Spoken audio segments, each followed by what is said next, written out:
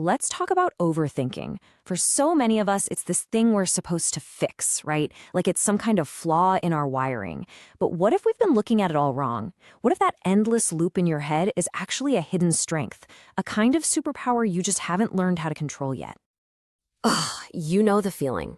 It's 2 in the morning, the house is quiet, and your brain decides to run a marathon, replaying every single word of a conversation you had 6 hours ago. It is absolutely exhausting, and it feels completely and utterly unproductive. And for as long as we can remember, the advice has been exactly the same. Just stop it. Meditate, distract yourself, force your brain to shut off. We've basically been taught to see it as a malfunction, a bug in our mental software that needs to be fixed. Now, before we flip this whole idea on its head, we have to acknowledge the trap. Let's talk about the negative side of this coin, the one we are all way too familiar with. Yeah, this is the classic definition. You get stuck in that loop, right, going over the same ground again and again, and it leads to what they call analysis paralysis. You think so much that you end up doing nothing at all, and all the while that anxiety just keeps building. It's a really frustrating, vicious cycle. Okay, but this is where we flip the script. This is the fun part. Let's re-examine that late-night mental marathon. What if it isn't a bug at all? What if it's something else entirely? I want you to really think about this idea.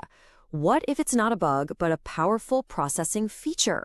This one little shift reframes everything. It suggests this really intense cognitive process isn't a flaw that needs to be fixed, but a high-powered tool that we just haven't learned how to use properly yet. I mean, think about it. That very same brain engine that gets stuck in a worry loop can also simulate future scenarios with unbelievable detail. It can spot subtle patterns that other people miss completely, and it can prepare you for high-stakes situations like nobody else. It's all about channeling that power. So this brings us to the most crucial point, learning to tell the difference. How do you know when you're just caught in a useless anxiety loop versus when you're engaging in what we could call strategic depth?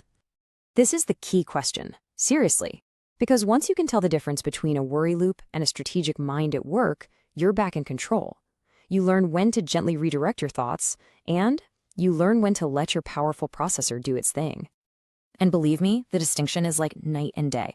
Unproductive anxiety is a hamster wheel. It's cyclical, it's obsessed with the past, and it freezes you right where you are. But strategic depth, that's a launch pad. It's forward-looking, it's focused on planning, and it's all about getting you ready for action. One drains you, the other prepares you. Okay, so you have this potential superpower. That's great, but how do you actually harness it? How do you know for sure when you're using it effectively? The good news is there are really clear signals. Think of them like diagnostic checks that tell you when your brain is doing valuable strategic work instead of just spinning its wheels. So let's break down exactly what those look like. Okay, let's start with the first 4 signs. Number 1 is scenario simulation. This is when you're not just worrying, you're actively playing out different futures to prepare for anything. Then, number 2 is root cause analysis. That's that deep dive your brain does past all the surface stuff to find the real underlying problem. You might also be doing pattern recognition, connecting dots that seem totally unrelated to everyone else. And number 4, high-stakes rehearsal, mentally practicing that tough conversation or that big presentation until it feels like second nature. This isn't worrying, this is high-level training. And we're not done. Number 5 is ethical and consequent scanning. This is when you're thinking beyond just yourself, deeply considering the ripple effects of your actions on other people. Next up is creative ideation, when that intense thought process suddenly leads to a flood of new, unconventional ideas. And finally, number 7, self-correction and improvement.